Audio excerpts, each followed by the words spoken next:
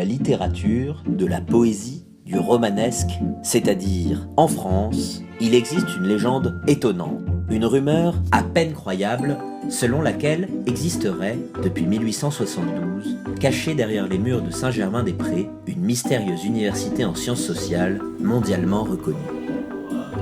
Elle serait 4e au classement QS en relations internationales et en sciences politiques. Elle serait très ouverte.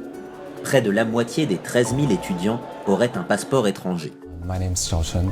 I'm from China. Moi, je viens d'Haïti. I'm originally from Chicago, Illinois, in the United States of America.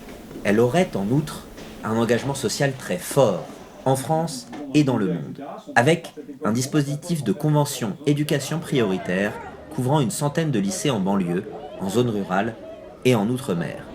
Et en première année, on compterait 27% d'étudiants boursiers. Il y a des gens qui viennent de partout, mais il y a des gens aussi qui viennent de partout dans la France et ça je trouve ça important. Les Français appellent cette université idéale Sciences Po. Sciences Po serait basée à Paris, mais pas seulement. En fait, le collège universitaire compterait 7 campus en France. À Paris, Nancy, Dijon, Poitiers, Le Havre, Menton et Reims. Par collège universitaire, il faut comprendre les 3 premières années d'études. 2 ans sur l'un des 7 campus, puis une année à l'étranger, avec un enseignement fondamental en histoire, sociologie, économie, sciences politiques et droit. Plus les cours de langue, plus les ateliers artistiques. Puis, après le collège, existeraient des masters en 2 ans, pour préparer à la vie professionnelle, avec 7 écoles possibles. L'école de droit, l'école des affaires internationales, l'école d'affaires publiques, l'école doctorale, l'école du management et de l'innovation, l'école urbaine et l'école de journalisme. Sciences Po continuerait de briller dans les concours administratifs. Mais aujourd'hui, 80% des diplômés rejoindraient le secteur privé. Le secret de cette réussite ? Des masters combinant savoirs académiques et cours dispensés par des professionnels extérieurs.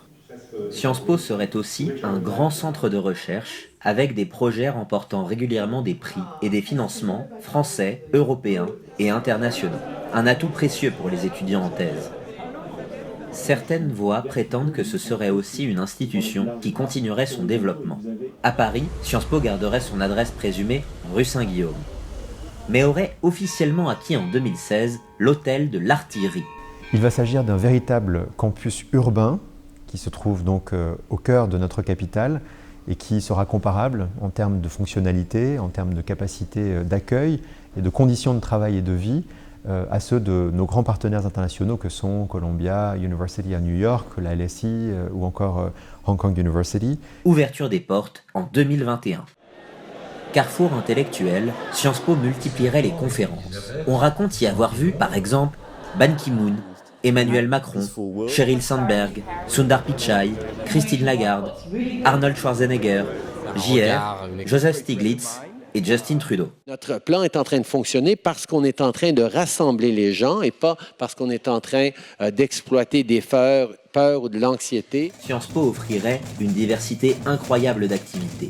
Des simulations de sommets de l'ONU pour apprendre à négocier. Un programme Welcome Refugees destiné aux réfugiés et demandeurs d'asile. Un incubateur d'entreprises, 120 associations étudiantes, des tournois sportifs, de la danse, des comédies musicales, un gala annuel, un cross. Bref, c'est une utopie. Un campus inventé, né de l'imagination des poètes, qui ne peut hélas pas exister pour de vrai. Ce serait formidable que oui, mais personne ne peut sérieusement y croire.